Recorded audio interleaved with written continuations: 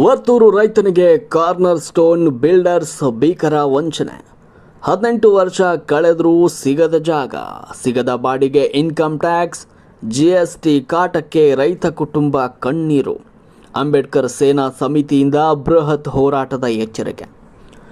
ಬೆಂಗಳೂರು ಪೂರ್ವ ತಾಲೂಕಿನ ವರ್ತೂರು ಗ್ರಾಮದ ಸರ್ವೆ ನಂಬರ್ 183/2ರಲ್ಲಿ ಪ್ರಸಾದ್ ಹಾಗೂ ವೆಂಕಟಲಕ್ಷ್ಮಮ್ಮ ಎಂಬ ಬಡ ರೈತರಿಗೆ ಸೇರಿದ 35 ಗುಂಟೆ ಜಮೀನನ್ನು ನಂಬಿಸಿ ಬಿಲ್ಡರ್ಗಳು ಭೀಕರವಾಗಿ ವಂಚಿಸಿರುವ ಕರಾಳ ದಂಧೆಯೊಂದು ಬಯಲಾಗಿದೆ.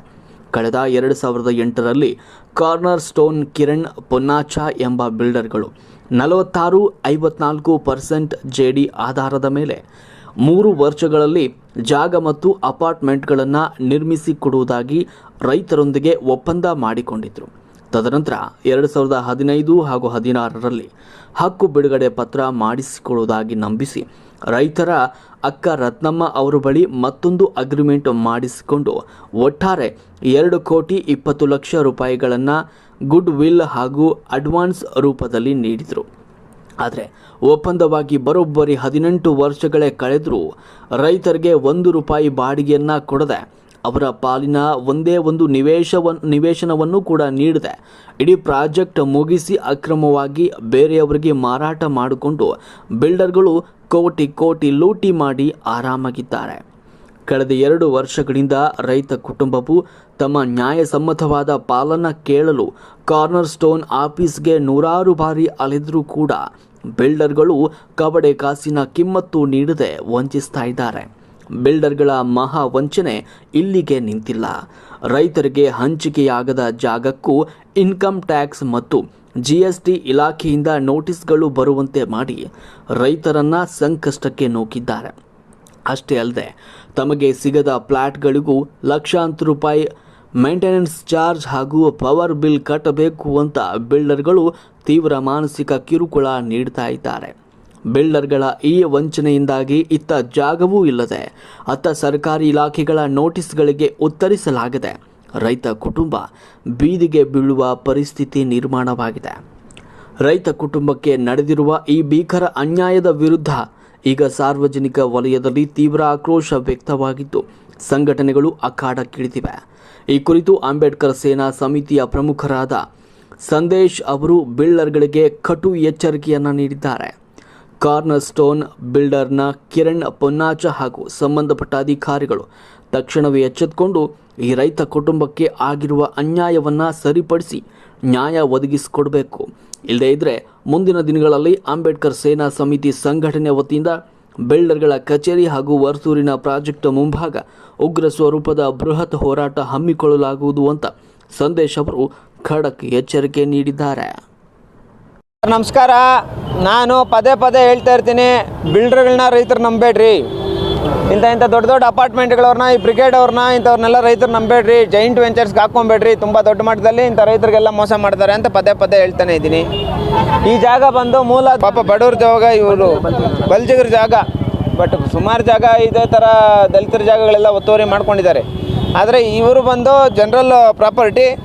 ಈ ಜಾಗ ಬಂದು ಎಂ ಪ್ರಸಾದ್, ವೆಂಕಟಲಕ್ಷ್ಮಮ್ಮ, ಕವನ ಮತ್ತು ಶ್ರೇಯಸ್ ಅನ್ನೋರ ಜಾಗ. ಇದು ಎಷ್ಟು? ಸುಮಾರು ಒಂದು 30 ಗುಂಟೆ, 35 ಗುಂಟೆ. 5 ಎಕರೆ ಕಡಿಮೆ, 5 ಗುಂಟೆ ಕಡಿಮೆ 1 ಎಕರೆ. ಈ ಜಾಗಕ್ಕೆ ಇವನು ಕಿರಣ್ ಮತ್ತು ಕುಮಾರ್ ಬಾಬು ಅನ್ನೋರು ಏನು ಮಾಡ್ತಾರೆ, ನೀವು ನಮಗೆ ಜೈಂಟ್ ವೆಂಚರ್ಸ್ ಕೊಟ್ಬಿಡಿ, ನಾವು ನಿಮಗೆ ಒಂದು 40 ಫ್ಲ್ಯಾಟ್ಸ್ ಕೊಡ್ತೀವಿ, ಒಂದಷ್ಟು ದುಡ್ಡು ಕೊಡ್ತೀವಿ ಅಂತೇಳ್ಬಿಟ್ಟು ಏನೂ ಕೊಡ್ತೀರಾ. 2008ರಲ್ಲಿ ಆಗಿರೋದು, ಇವತ್ತಿಗೆ 18 ವರ್ಷ ಆಗೈತಿ. ಇಲ್ಲಿ ತನಕ ಇವ್ರನ್ನ ಬೀದಿಯಲ್ಲಿ ತಂದು ನಿಲ್ಲಿಸೋ ಅಂಥ ಕೆಲಸನ ಮಾಡಿದ್ದಾರೆ. ಇಲ್ಲಿ ತನಕ ಏನೂ ಕೊಟ್ಟಿಲ್ಲ. ಅವ್ರು ಹಾಕ್ಕೊಂಡಿರೋಂಥ ಪ್ರತಿಯೊಂದು ಅಗ್ರಿಮೆಂಟ್ಗಳು ಇಲ್ಲೇ ಐತಿ. ಪ್ರತಿಯೊಂದು ಅಗ್ರಿಮೆಂಟ್ಸ್ ಇವ್ರಿಗೆ ಪ್ಯೂರ್ಲಿ ಮೋಸ ಮಾಡಿರೋಂಥದ್ದು ಕಿರಣ್ ಮತ್ತು ಕುಮಾರ್ ಬಾಬು ಅನ್ನೋರು. ಇವರು ದೊಡ್ಡ ಮಟ್ಟದಲ್ಲಿ ಇಲ್ಲಿ ಅನ್ಯಾಯ ಮಾಡಿ ಇವಾಗ ಇವರು ಪೂರ್ತಿ ಜಮೀನು ಕಾಂಪೌಂಡ್ ಹಾಕ್ಕೊಂಡು ಏನು ಇಲ್ದಿರ ಮಾಡಿ ಇವತ್ತು ರಸ್ತೆಗೆ ತಂದು ನಿಲ್ಲಿಸಿದ್ದಾರೆ. ಜೈಂಟ್ ವೆಂಚರ್ಸು ಮತ್ತು ಬಿಲ್ಡರ್ಸು ರೈತರಿಗೆ ಮಾಡ್ತಾ ಇರೋಂಥ ಅನ್ಯಾಯ ಇದು ನಿದರ್ಶನ ನೋಡಿ. 18 ವರ್ಷ ಆಗೈತೆ, ಇಲ್ಲಿ ತನಕ ದುಡ್ಡು ಕೊಟ್ಟಿಲ್ಲ, ಈ ಕಡೆ ಫ್ಲ್ಯಾಟ್ಗಳು ಕೊಟ್ಟಿಲ್ಲ, ಏನು ಕೊಡ್ದಿರೋ ಇವತ್ತು ಬೀದಿಯಲ್ಲಿ ಬಂದು ನಿಲ್ಲಿಸಿದ್ದಾರೆ. ಈ ವಿಚಾರಕ್ಕೆ ಸಂಬಂಧಪಟ್ಟಂಗೆ ನಾವು ಈ ಕೂಡಲೇ ಮಾನ್ಯ ಜಿಲ್ಲಾಧಿಕಾರಿಗಳು ಮತ್ತು ನಮ್ಮ ತಹಸೀಲ್ದಾರ್ ಅವರು ಮತ್ತು ರೀಜನಲ್ ಕಮಿಷನರ್ ಅವ್ರಿಗೆ ದೂರು ಕೊಟ್ಟು ಏನು ರೈತರಿಗೆ ಮೋಸ ಮಾಡ್ತಾ ಇರೋಂತಹ ಬ್ರಿಗೇಡ್ ಕಂಪ್ನಿಯವರು ಇವರೇನು ಬಿಲ್ಡರ್ಸ್ ಇದ್ದಾರೋ ಇವ್ರ ಮೇಲೆ ಈ ಕೂಡಲೇ ಕ್ರಮ ಕೈಗೊಳ್ಳಬೇಕು. ಇವರು ಜನರಲ್ ಪ್ರಾಪರ್ಟಿ ಇದು, ಆದ್ರೂ ನ್ಯಾಯ ಸಿಗುತ್ತೆ ಅಂತ ಹೇಳ್ಬಿಟ್ಟು ನಮ್ಮ ತನಕ ಬಂದಿದ್ದಾರೆ. ನಾವು ಯಾವುದೇ ಕಾರಣಕ್ಕೂ ಸುಮ್ಮನೆ ಬಿಡೋಂಥವ್ರಲ್ಲ.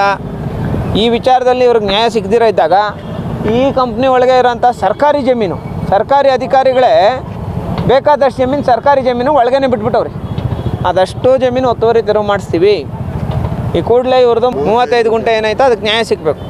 ಇಲ್ಲ ನೀವು ಇವ್ರ ಜಾಗ ಇವ್ರಿಗೆ ಬಿಟ್ಕೊಡ್ರಿ, ಇಲ್ಲ ಅವ್ರಿಗೆ ಏನು ಒಪ್ಕೊಂಡು ನೀವು ಅಗ್ರಿಮೆಂಟ್ ಹಾಕ್ಕೊಟ್ಟಿದ್ರೆ ಅದನ್ನ ಮಾಡಿಕೊಡ್ರಿ. ಇಲ್ಲವಾದಲ್ಲಿ ಅಂಬೇಡ್ಕರ್ ಸೇವಾ ಸಮಿತಿಯಿಂದ ಇಲ್ಲೇ ಕೂತ್ಕೊಂಡು ಬೃಹತ್ ಹೋರಾಟ ಮಾಡ್ತೀವಿ ಅಂತ ಹೇಳ್ಬಿಟ್ಟು ಈ ಮೂಲಕ ಮನವಿ ಮಾಡ್ತಾಯಿದ್ದೀನಿ. ಯಾವುದೇ ಕಾರಣಕ್ಕೂ ಈ ಕಿರಣ್ ಮತ್ತು ಕುಮಾರ್ ಬಾಬು ಅನ್ನೋರ ಮೇಲೆ ಈ ಕೂಡಲೇ FIR ದಾಖಲಾಗಬೇಕು, ಕ್ರಿಮಿನಲ್ ಕೇಸ್ ದಾಖಲಾಗಬೇಕು, ಇಂಥ ಬಡವ್ರಿಗೆ ನ್ಯಾಯ ಸಿಗಬೇಕು ಅಂತೇಳ್ಬಿಟ್ಟು ಈ ಮೂಲಕ ಮನವಿ ಮಾಡ್ತಾಯಿದ್ದೀನಿ. ಹಂತವಾಗಿ ಈ ಸ್ಥಳಕ್ಕೆ ಸಂಬಂಧಪಟ್ಟಂಗೆ ನಿರಂತರವಾಗಿ ಹೋರಾಟ ಮಾಡ್ತಾನೆ ಇರ್ತೀವಿ. ದಯವಿಟ್ಟು ಇಂಥ ಬಡವರಿಗೆ ಮೋಸ ಮಾಡೋಂಥ ಬಿಲ್ಡರ್ಸ್ನ ಯಾವುದೇ ಕಾರಣಕ್ಕೂ ನಂಬಕ್ಕೆ ಹೋಗಬೇಡಿ. ಹಂಗಂತೇಳ್ಬಿಟ್ಟು ಮೋಸ ಹೋಗಿರೋರಿಗೆ ನ್ಯಾಯ ಕೊಡಿಸೋ ತನಕ ನಾವೂ ಸುಮ್ಮನೆ ಬಿಡಲ್ಲ. ಮೋಸ ಮಾಡಿರೋರನ್ನ ಅರೆಸ್ಟ್ ಮಾಡಿಸಿ ಜೈಲಿಗೆ ಕಳಿಸೋ ತನಕ ನಾವು ಸುಮ್ಮನೆ ಬಿಡಲ್ಲ. Thank you so much. ಜೈ ಭೀಮ್. ಬೇಕಾದಷ್ಟು ಸರ್ಕಾರಿ ಜಾಗ ಒತ್ತುವರಿ ಮಾಡ್ಕೊಂಡಿದ್ದಾರೆ. ಇದ್ರ ಪೂರ್ತಿ ಡೀಟೇಲ್ಸು, ಪೂರ್ತಿ ದಾಖಲೆಗಳು ಪ್ರತಿಯೊಂದು ಈಗ ನಾವು ಒಂದು ವಿಚಾರಕ್ಕೆ ಅಂತೇಳ್ಬಿಟ್ಟು ಬಂದಾಗ ಸುಮ್ಮನೆ ಹಿನ್ನೆಲೆ ಗೊತ್ತಾಗ್ದಿರ ಬರಲ್ವಲ್ಲ. ಸುಮಾರು ಸರ್ಕಾರಿ ಜಾಗ ಮತ್ತು ರಾಜಕಾಲುವೆ ಮತ್ತು ಕೆರೆ ಜಾಗಕ್ಕೆ ಸಂಬಂಧಪಟ್ಟಂಗೆಲ್ಲ ಒತ್ತುವರಿ ಮಾಡ್ಕೊಂಡಿದ್ದಾರೆ. ಈಗ ನಾವು 18 ವರ್ಷ ಪಾಪ ಇವ್ರ ಬೀದಿಗೆ ಬಾಗಿಲ ಹತ್ರ ಹೋಗಿ ಕಾಯ್ಕೊಂಡಿದ್ದು. ಅವ್ರ ಕೈಯಲ್ಲಿ ಶಕ್ತಿ ಇಲ್ಲ, ಅವ್ರು ಶಕ್ತಿವಂತರಲ್ಲ ಅಂತೇಳ್ಬಿಟ್ಟು ಪಾಪ ನೋಡಿ ಇಂಥವ್ರಿಗೆಲ್ಲ ಮೋಸ ಮಾಡಿಬಿಟ್ರೆ ಅನ್ಯಾಯ ಮಾಡಿದ್ರೆ ತಪ್ಪಲ್ವಾ? ಹಂಗಾಗಿ ನಾವು ಯಾವುದೇ ಕಾರಣಕ್ಕೂ ಸುಮ್ಮನೆ ಬಿಡೋರಲ್ಲ. ಯಾವ ಜಾಗದಲ್ಲಿ ಅನ್ಯಾಯ ಆಗೋಯ್ತೋ ಅದೇ ಜಾಗದಲ್ಲಿ ಹೋರಾಟ ಮಾಡಿ ಇವ್ರಿಗೆ ನ್ಯಾಯ ಕೊಡಿಸ್ತೀವಿ. Thank you so much. ಜೈ ಭೀಮ್. ಹಂತವಾಗಿ ಮಾಡ್ತೀವಿ ಸರ್. ಈಗ ತಹಸೀಲ್ದಾರ್ ಅವ್ರಿಗೆ ಈಗಾಗಲೇ ಲೆಟ್ರ್ ಕೊಟ್ಟಿದ್ದೀವಿ. DC ಅವ್ರು ಕೊಟ್ಟಿದ್ದೀರಲ್ಲಣ್ಣ, DC ಅವ್ರಿಗೆ, ತಹಸೀಲ್ದಾರ್ ಅವ್ರಿಗೆ ಈಗಾಗಲೇ ಲೆಟ್ರ್ ಕೊಟ್ಟಿದ್ದೀವಿ. ಅವರು ಅತಿ ಶೀಘ್ರದಲ್ಲಿ ಬಂದು ಪರಿಶೀಲನೆ ಮಾಡ್ತಾರೆ. ಈ ಥರ ಮೋಸ ಮಾಡಿರೋರ ಮೇಲೆಲ್ಲ 420 ಕೇಸುಗಳು, ಈಗ BNS ಕಾಯ್ದೆ ಅಡಿ ಏನೇನು ಕೇಸುಗಳು ಬರುತ್ತೋ ಆ ಕೇಸುಗಳೆಲ್ಲ ಹಾಕ್ತಾರೆ. ಹತ್ರ ಇದ್ದು ಕಿರಣ್ ಮತ್ತು ಕುಮಾರ್ ಬಾಬುನ ಅರೆಸ್ಟ್ ಮಾಡಿ ಜೈಲಿಗೆ ಕಳಿಸ್ತೀವಿ ಸರ್. ನಮಗೆ ನಾವು ಸಂಪರ್ಕಕ್ಕೆಲ್ಲ ಕುತ್ಕೊಳ್ಳೋದು ಸರ್. ನಾವು ಹೇಳೋಂಥದ್ದು ಏನಂದರೆ ಓನರ್ಸ್ ಅವ್ರಿಗೆ ಗೊತ್ತು. ಓನರ್ಸ್ ಹತ್ರ ನೇರವಾಗಿ ಮಾತಾಡ್ಕೊಳ್ಳಿ, ನಮ್ಮ ಹತ್ರ ಏನು ಬೇಡ. ಬ್ರಿಗೇಡ್ ಕಾರ್ನರ್ ಸ್ಟೋರು ವರ್ತೂರಲ್ಲಿರೋಂಥ ಒಂದು ಅಪಾರ್ಟ್ಮೆಂಟ್ ಇದು. Thank you. 2008ರಲ್ಲಿ ನಾವು ಕಾರ್ನರ್ ಸ್ಟೋನ್ಗೆ ಕೊಟ್ವಿ 35 ಗುಂಟೆ ಕಿರಣ್ಗೆ. ಆಮೇಲೆ 2015-16ರಲ್ಲಿ ಸೆಕೆಂಡ್ ಅಗ್ರಿಮೆಂಟ್ ಮಾಡಿದ್ರು ನಮ್ಮನ್ನು ಕರ್ಕೊಂಡೋಗಿ. ಆಮೇಲೆ 46 + 54% ಮಾತಾಡಿದ್ರು. ಆದರೆ ಕಿರಣ್ ನಮಗೆ ಕುಮಾರ್ ಬಾಬುನ ಒಂದು ಸತಿನೂ ನಮಗೆ ಮೀಟ್ ಮಾಡಿಸಿಲ್ಲ. ಕುಮಾರ್ ಬಾಬುನ ಮೀಟ್ ಮಾಡಿಸಿದ್ರೆ ನಮ್ಮ ವ್ಯವಹಾರ ಎಲ್ಲ ಕರೆಕ್ಟಾಗಿ ಪರಿಷ್ಕಾರ ಆಗ್ತೈತೆ. ಕುಮಾರ್ ಬಾಬು ಆದಷ್ಟು ಬೇಗ ನಮಗೆ ಕುಮಾರ್ ಬಾಬುನ ನಾನು ಮೀಟ್ ಆಗಲೇಬೇಕು. ಯಾವಾಗೂ ಕುಮಾರ್ ಬಾಬು ಹೇಳಿದರು ನನಗೆ, ನೀನು ಯಾವಾಗ ಬೇಕಾದರೂ ಬಂದು ಮೀಟ್ ಆಗಮ್ಮ ಅಂತ. ಆದರೆ ಈ ಕಿರಣ್ ಏನು ಮಾಡ್ತಾನೆ, ಆವತ್ತು ಕೊಡ್ತೀನಿ ಇವತ್ತು ಕೊಡ್ತೀನಿ ಅಂತ ಒಂದು ಸತಿನೂ ಆಫೀಸಲ್ಲಿ ತುಂಬ ತೊಂದರೆ ಕೊಡ್ತಾನೆ. ನಮಗೆ ಇರೋಕ್ಕೆ ಮನೆ ಇಲ್ಲ, ನಮಗೆ ಒಂದು ಮನೆ ಕೊಡು ಅಂದರು ಅವ್ನು ಕೊಡ್ತಾ ಇಲ್ಲ. ನಾನು ಆದಷ್ಟು ಬೇಗ ಕುಮಾರ್ ಬಾಬು ಎಲ್ಲಿದ್ದರೂ ನಾವು ಮೀಟ್ ಮಾಡೋ ಹಂಗೆ ನನಗೆ ಸಂಪರ್ಕಕ್ಕೆ ಬರಲೇಬೇಕು. ಅವ್ರ ಮೇಲೆ ನನಗೆ ನಂಬಿಕೆ ಇದೆ, ಕುಮಾರ್ ಬಾಬು ಮೇಲೆ. ಕಿರಣ್ಣಿಂದ ನಮಗೆ ತುಂಬ ಮೋಸ ಆಗ್ತಾ ಇದೆ. 18 ವರ್ಷ ಆಗಿದೆ. ನಾವು ಏನಿರೋದು ಬೇರೆ ಒಂದು 35. ಆಮೇಲೆ ಬ್ರಿಗೇಡವರು 4 ಕೋಟಿ ಕಟ್ರಿ ಅಂತಾರೆ, ಮೈಂಟೆನೆನ್ಸ್ ಕಟ್ರಿ ಅಂತಾರೆ, GST ಕಟ್ರಿ ಅಂತಾರೆ. ನಮ್ಗೆ ಒಂದೇ ಒಂದು ಮನೆ ಕೊಟ್ಟಿಲ್ಲ ಅವರು. ನಾವು ಎಲ್ಲಿಂದ ಕಟ್ಟೋಣ? ಅವರು ಇನ್ಕಮ್ ಟ್ಯಾಕ್ಸ್ ಅವ್ರು ಏನು ಮಾಡ್ತಾರೆ, ಕಂಪಲ್ಸರಿ ಇವಾಗ ಮಾತಾಡ್ರಿ ಅಂತಾರೆ. ಅವರು ನಾವು ಬರಲಿಲ್ಲ ಅಂದರೆ 10,000 ಫೈನ್ ಹಾಕ್ತೀವಿ ಅಂತ ಹೇಳ್ತಾರೆ. ನಮಗೆ ತುಂಬ ತೊಂದರೆ ಆಗಿದೆ. ಆದಷ್ಟು ಬೇಗ ನಾನು ಮನವಿ ಮಾಡ್ಕೊಳೋದು ಕುಮಾರ್ ಬಾಬು ಅವ್ರಿಗೆ, ನಮ್ಮ ಸಂಪರ್ಕಕ್ಕೆ ಕುಮಾರ್ ಬಾಬು ಬರಲೇಬೇಕು. ನಮಗೆ ಇದಕ್ಕೇನು ಮೋಸ ಆಗಿದೆಯೋ ಅದನ್ನು ಸರಿಪಡಿಸ್ಲೇಬೇಕು. ನಮಗೆ 46% ಏನು ಮಾತಾಡಿದ್ರೋ ಅದು ಕೊಡಲೇಬೇಕು. ಇಲ್ಲ ಅಂದರೆ ನಾವಿಲ್ಲಿ ಹಗಲು ರಾತ್ರಿ ನಾವು ಇಲ್ಲೇ ಇರ್ತೀವಿ. ನೋಡೋಣ ಕರ್ನಾಟಕದಲ್ಲಿ ಎಷ್ಟು ಸಂಘಟನೆಗಳು, ರೈತ ಪರ ಸಂಘಟನೆಗಳವೋ ಅವೆಲ್ಲ ಕರ್ಕೊಬಂದು ನಾನು ಇಲ್ಲಿ ಕುಂಡ್ರಿಸ್ತೀನಿ. ಅವರು ಅಂದ್ಕೊಂಡು ಆಟ ಆಡಿಸ್ತಾ ಇರ್ಬೋದು. ಆ ಆಟಕ್ಕೆ ನಾವೇನು ಮಣಿಯೋದಿಲ್ಲ. ದಯವಿಟ್ಟು ನಂದೇ ಜಾಗ ಇದು, ರೋಡ್ ಜಾಗ. ನೋಡೋಣ, ನಾನು ಕುಂತ್ಕೊತೀನಿ. ಅದು ಹೆಂಗೆ ಖಾಲಿ ಮಾಡಿಸ್ತಾರೋ ಮಾಡಲಿ ಅವರು. ವೆಂಕಟಲಕ್ಷ್ಮಮ್ಮ, 183/2, 35 ಗುಂಟೆ ನೋಡ್ರಿ. ಇನ್ನೊಂದು ಪಕ್ಕದಾಗೂ ಕೂಡ ದಾರಿ ಬಿಡ್ದಿರ ಲಾಕ್ ಮಾಡಿಕೊಂಡು ಬೇರೆ 2,000 ಕೊಡ್ರಿ ಅಡಿ ಅಂತ ಕೇಳ್ತಾರೆ. ಕಿರಣ್ ಕೇಳಿದ್ದು, ನನ್ನೇ ಕೇಳ್ದ 2,000ಕ್ಕೆ ಫೈಸಲ್ ಮಾಡಿಸು ಅಂತ. ನಮ್ಮ ಐದಂದು ಅದು. ನಾನು ಪ್ರಸಾದ್ ಅಂತ, ಇಲ್ಲೇ 183/2 ಓನರ್ ನಾನೇ. 2008ಅಲ್ಲಿ ಅಗ್ರಿಮೆಂಟ್ ಮಾಡಿಕೊಟ್ಟಿದ್ವಿ. ಇವರು ಕಿರಣ್ ಪೂರ್ಣಾಚ ಅಂತ. ಅವರು 2008ಇಂದ 2015ವರೆಗೂ ಏನೂ ಮಾಡಿರಲಿಲ್ಲ. ಮತ್ತು ನಮ್ಮ ಅಕ್ಕ ಒಬ್ಬರದು ಜಮೀನು ಸ್ವಲ್ಪ ಪ್ರಾಬ್ಲಮ್ ಇತ್ತು ಅಂದ್ಬಿಟ್ಟು ಅವರ ಹಕ್ಕು ರಿಲೀಸ್ ಮಾಡೋಕ್ಕೆ ನಾವು ಸೆಕೆಂಡ್ರಿ ಅಗ್ರಿಮೆಂಟ್ ಮಾಡ್ಕೊಂಡ್ರೆ ಅಗ್ರಿಮೆಂಟ್ ಆಯಿತು. ಆದ್ರೂ 46% ಹಾಕಿರೋದು. ಇದುವರೆಗೂ ನಮಗೆ 46% ಕೊಟ್ಟಿಲ್ಲ. ಬ್ರಿಗೇಡ್ ಅವ್ರನ್ನ ಕೇಳಿದ್ರೆ ಕಿರಣ್ ಬಾಬು ಇವ್ರಿಗೆ ಹೇಳ್ತಾರೆ, ಕಾರ್ನರ್ ಸ್ಟೋನ್ ಕೇಳಿದ್ರೆ ಅವ್ನು ಕೇಳಿ ಅಂತಾರೆ. ಇದೇನಾಗಿದೆ, ಇಬ್ಬರು ಜಗಳ, ಮೂರನೇವ್ರು ನನಗೆ ಲಾಸ್ ಆಗ್ತಾಯಿದೆ. ಇದುವರೆಗೂ ಯಾವುದೇ ಬಾಡಿಗೆ ಕೊಟ್ಟಿಲ್ಲ, ಯಾವುದೇ ಅಪಾರ್ಟ್ಮೆಂಟ್ ಒಂದು ಕೊಟ್ಟಿಲ್ಲ. ಇನ್ಕಮ್ ಟ್ಯಾಕ್ಸಿಂದ ನೋಟಿಸ್ ಕಳಿಸ್ತಾರೆ. ಬ್ರಿಗೇಡ್ ಅವರು ನಮಗೆ ಅಲಾಟ್ ಮಾಡ್ತೀವಿ 15 ಮನೆ, ನಮ್ಮ ಬಾಕಿ ಕೊಡಬೇಕಾಗಿರೋದು 40 ಮನೆ, ಆದರೆ 15 ಮನೆ ಕೊಡ್ತೀವಿ, ನಮಗೆ 3 ಕೋಟಿ ಕೊಡ್ರಿ, 4 ಕೋಟಿ ಕೊಡಿ ಅಂತ ಅವರು ನೋಟಿಸ್ ಕಳಿಸ್ತಾರೆ. ಡೆವಲಪ್ಮೆಂಟ್ ಚಾರ್ಜ್ ಬೇಕಂತೆ, GST ಕಟ್ಟಬೇಕಂತೆ, ಎಲೆಕ್ಟ್ರಿಕ್ ಚಾರ್ಜ್ ಕಟ್ಟಬೇಕಂತೆ. ಇದೆಲ್ಲ ನಮ್ಗೆ ನಾವು ಇನ್ನೂ ಆಕ್ಯುಪೇಷನ್ ತಗೊಂಡೇ ಇಲ್ಲ. ನಾವು ಎಲ್ಲಿಂದ ತಂದು ಕೊಡೋದು? ಇದು ಜಮೀನು ಇಟ್ಕೊಂಡಿರೋರು ಬಡವರು ಈ ಥರ ಎಲ್ಲಿಂದ ತಂದ್ಕೊಳ್ಳೋಣ? ಸ್ಟಾರ್ಟಿಂಗಲ್ಲಿ ಏನು ಕೊಡೋದು ಬೇಡ, ನಾವೇ ಡೆವಲಪ್ ಮಾಡ್ತೀವಿ, ನಿಮ್ಗೆ ಹಂಗೆ ಮಾಡ್ತೀವಿ ಹಿಂಗೆ ಮಾಡ್ತೀವಿ ಅಂತ ಸುಮ್ಮನೆ ಗೂಬೆ ಕತೆ ಹೇಳ್ತಾರೆ. ಲಾಸ್ಟಲ್ಲಿ ಈ ಥರ ಯಾಮರಿಸ್ತಾರೆ. ದಯವಿಟ್ಟು ಇದನ್ನು ಸಂಬಂಧಪಟ್ಟ ಅಧಿಕಾರಿಗಳು ಇದನ್ನು ಕೂಲಂಕುಷವಾಗಿ ಪರಿಶೀಲಿಸಿ ನಮಗೇನು ನ್ಯಾಯ ಕೊಡಿಸ್ಬೇಕು ಅಂತ ಕಾಳಜಿ ಅನ್ನೋದೇ ಇಲ್ಲ. ರೈತರನ್ನ ಯಾಮರಿಸ್ಬೇಕು, ಅವ್ರದ್ದು ಲೂಟಿ ಹೊಡ್ಕೊಂಡು ಹೋಗ್ಬೇಕು ಅಷ್ಟೇ. 2008ರಲ್ಲಿ ಅಗ್ರಿಮೆಂಟ್ ಹಾಕ್ಕೊಂಡಿರ್ತಾರೆ. 2008ರಿಂದ ಇವ್ರಿಗೂ 18 ವರ್ಷ ಆಗಿದೆ. ರೈತರಿಗೆ ಎಂಟ್ರೆನ್ಸಲ್ಲಿ ರಸ್ತೆಗೋಸ್ಕರ ಜಮೀನು ಇಟ್ಕೊಂಡಿದ್ದಾರೆ. ಅಪಾರ್ಟ್ಮೆಂಟ್ ಸಾವಿರಾರು ಕೋಟಿ ಒಳಗಡೆ ಮಾಡಿಕೊಂಡು ಲೂಟಿ ಮಾಡ್ಕೊಂಡು ಹೋಗ್ತಾನೆ ಇದ್ದಾರೆ. ರೈತರಿಗೆ ಮಾತ್ರ ಬಗೆಹರಿಸಿರಲ್ಲ. ಇದೀಗ ತಕ್ಕ ಶಿಕ್ಷೆ ಆಗಬೇಕು, ಅವ್ರಿಗೆ ಇಮ್ಮಿಡಿಯೇಟಾಗಿ ಸೆಟ್ಲ್ ಆಗಬೇಕು ಅಂತ ನಾವು ಮನವಿ ಮಾಡ್ಕೊಳ್ತಾ ಇದ್ದೀವಿ. 18 ವರ್ಷ ಆಗಿದೆ. ಕುಮಾರ್ ಬಾಬುನ ಮೀಟ್ ಮಾಡೋಕ್ಕೂ ಬಿಡ್ತಾ ಇಲ್ಲ ಕುಮಾರ್ ಬಾಬು ಅವರು ಈಗಾಗಲೇ ಬಂದು ಸೆಟ್ಲ್ ಮಾಡಬೇಕು ಅಂತ ನಾವು ಮನವಿ ಮಾಡ್ತಾ ಇದ್ದೀವಿ.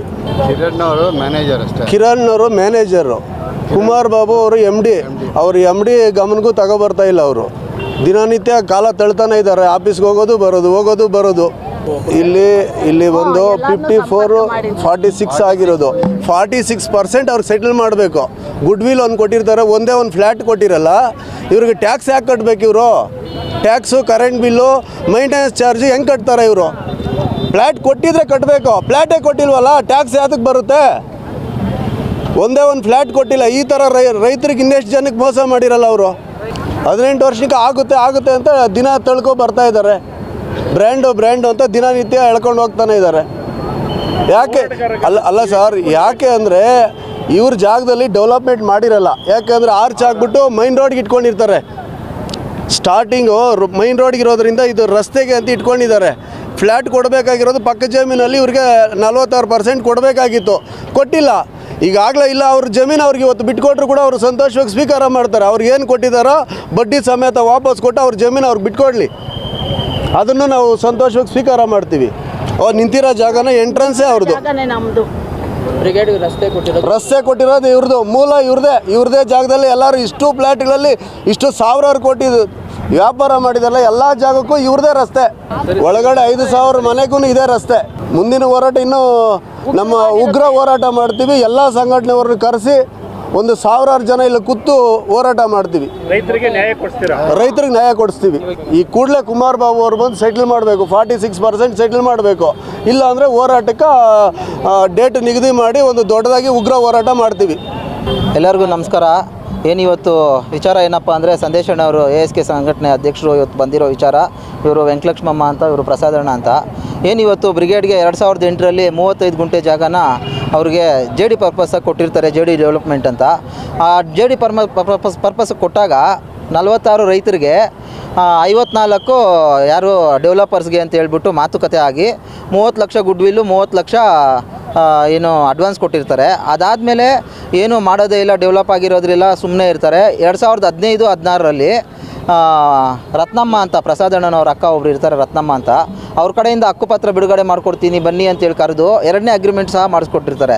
2ನೇ ಅಗ್ರಿಮೆಂಟ್ ಮಾಡಿಕೊಂಡು ಟೋಟಲ್ಲು ಏನು ಮೊದಲ ಅಗ್ರಿಮೆಂಟು 2ನೇ ಅಗ್ರಿಮೆಂಟು ಸೇರಿ 1 ಕೋಟಿ ಗುಡ್ವಿಲು 1,20,00,000 ಅಡ್ವಾನ್ಸ್ ಥರ ಮಾತಾಡಿ ಆ ದುಡ್ಡನ್ನು ಕೊಟ್ಟಿರ್ತಾರೆ.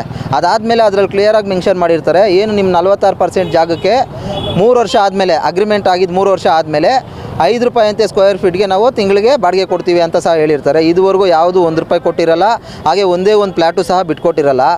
ಇವ್ರಿಗೆ 2023ರಲ್ಲಿ ಒಂದು ನೋಟಿಸ್ ಕೊಡ್ತಾರೆ, ನಿಮ್ಮ ಶೇರ್ ನಿಮ್ಗೆ ಕೊಡ್ತೀವಿ ಬನ್ನಿ ಅಂತ. ನಿಮ್ಮ ಶೇರ್ ನಿಮ್ಗೆ ಕೊಡ್ತೀವಿ ಬನ್ನಿ ಅಂತ ನೋಟಿಸ್ ಕೊಟ್ಟ ಈ ಒಂದು 150 ಸಲ ಓಡಾಡಿದ್ದಾರೆ ಆಫೀಸ್ಗೆ ಹೋದರೆ ರೆಸ್ಪಾನ್ಸ್ ಇಲ್ಲ, ಏನು ಬಂದು ಕೊಟ್ಟಿದ್ದು ಇಲ್ಲ, ಎಂಥದ್ದು ಇಲ್ಲ. ಈಗ ರೀಸೆಂಟಾಗಿ ಏನು ಮಾಡಿದ್ದಾರೆ, GST ಕಟ್ಟಬೇಕು 3 ಕೋಟಿ ಅಂತ ಹೇಳ್ಬಿಟ್ಟು ಕಳಿಸಿದ್ದಾರೆ. ಅದ್ರ ಜೊತೆಗೆ ಮೇಂಟೆನೆನ್ಸ್ ಚಾರ್ಜ್ ಕಟ್ಟಬೇಕು, ಕರೆಂಟ್ ಬಿಲ್ ಕಟ್ಟಬೇಕು ಅಂತ. ಅವ್ರ ಪಾಪ ಒಂದೇ ಒಂದು ಅಡಿನೂ ಯೂಸ್ ಮಾಡಿಲ್ಲ, ದೇವರೇ ಅಂತ ಜಾಗ ಕೊಟ್ಬಿಟ್ಟು ಈಗ ಇಷ್ಟೆಲ್ಲ ಕಟ್ಟಿ ಅಂತಂದರೆ ಅದ್ರ ಜೊತೆಗೆ ಇನ್ಕಮ್ ಟ್ಯಾಕ್ಸ್ ಅವರು ನೀವು ಬಂದು ರೆಸ್ಪಾನ್ಸ್ ಮಾಡಿಲ್ಲ ಅಂದರೆ ದಿನಕ್ಕೆ 10,000 ಫೈನ್ ಹಾಕ್ತೀವಿ ಅನ್ನೋ ರೀತಿಯಲ್ಲಿ ಅವ್ರಿಗೆ ತೊಂದರೆ ಕೊಡ್ತಿದ್ದಾರೆ. ದಯವಿಟ್ಟು ಈ ಸಮಸ್ಯೆನ ಅಧಿಕಾರಿಗಳು ಬೇಗ ತಮ್ಮ ಗಮನಕ್ಕೆ ತಗೊಂಡು ಬಂದು ರೈತರಿಗೆ ನ್ಯಾಯ ಒದಗಿಸ್ಕೊಡ್ಬೇಕಂತ ನಾನು ಕಳಕಳಿ ಮನವಿ ಮಾಡ್ಕೊತಾ ಇದ್ದೀನಿ. ನಮ್ಮ ಸಂದೇಶಣ್ಣವ್ರು ಬಂದಿದ್ದಾರೆ, ಅವ್ರ ಜೊತೆಗೆ ನಾವೆಲ್ಲ ಸೇರಿ ಮುಂದಿನ ದಿನಗಳಲ್ಲಿ ಇದನ್ನೇನಾದರೂ ಅವ್ರಿಗೆ ನ್ಯಾಯ ಕೊಡಿಸ್ದಿದ್ದಲ್ಲಿ ಬೃಹತ್ ಮಟ್ಟದ ಹೋರಾಟ ಮಾಡಬೇಕು ಅಂತ ಹೇಳ್ಬಿಟ್ಟು ನಾವೆಲ್ಲ ಮಾತಾಡ್ಕೊಂಡಿದ್ದೀವಿ. ಈಗಾಗಲೇ ನಾವು ಅವ್ರಿಗೆ ಒಂದು ಮನವಿ ಮಾಡಿದ್ದೀವಿ, ದಯವಿಟ್ಟು ರೈತರಿಗೆ ಅನ್ಯಾಯ ಮಾಡಬೇಡಿ, ರೈತರಿಗೆ ತೊಂದರೆ ಮಾಡಬೇಡಿ. ರೈತರು ಜಾಗ ಕೊಟ್ಟಿದ್ದಕ್ಕೆ ಇವತ್ತು ನೀವು ಇಷ್ಟು ಸುಸಜ್ಜಿತವಾಗಿ ಸುಮಾರು ಏನು ಗೊತ್ತಾ, ಜಾಗ ಇಲ್ಲೇ ಇದೆ, 35 ಗುಂಟೆ ಜಾಗನೂ ರೋಡ್ಗೆ ಬಂದಿರುವಂಥ ಜಾಗ.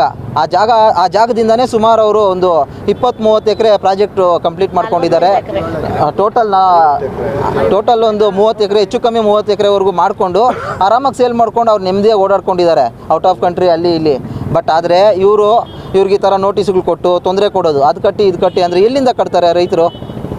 ಇವ್ರ ಕಡೆಯಿಂದನೇ ಏನೂ ₹1 ಬಾಡಿಗೆ ಬಂದಿಲ್ಲ, ಒಂದು ಫ್ಲ್ಯಾಟು ಕೊಟ್ಟಿಲ್ಲ, ಇವತ್ತಿಗೆ ₹1 ಬಾಡಿಗೆನೂ ತೊಗೊಂಡಿಲ್ಲ, ಎಲ್ಲಿಂದ ಕಟ್ತಾರೆ ಕಟ್ಟಿ ಅಂತಂದರೆ?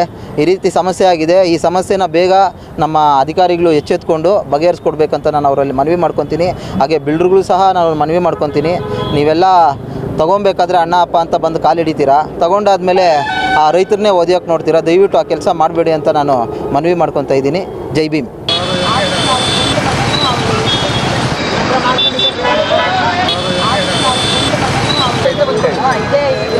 ಆರ್ಚ್ ಹಾಕಿರೋದೆ